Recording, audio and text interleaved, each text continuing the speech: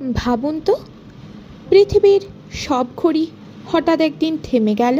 রাস্তার গাড়িগুলো দাঁড়িয়ে আছে, আকাশে উড়ন্ত পাখিটাও যেন স্থির, চারিদিকে শুধু নীরবতা।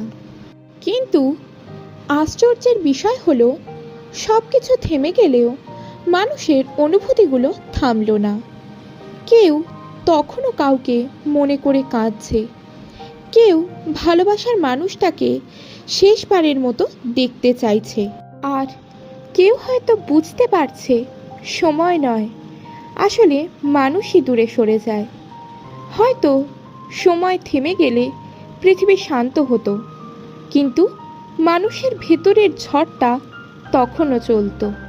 কারণ ঘড়ির কাঁটা থামানো যায়, কিন্তু মনের অনুভূতিগুলো কখনো থামানো যায় না।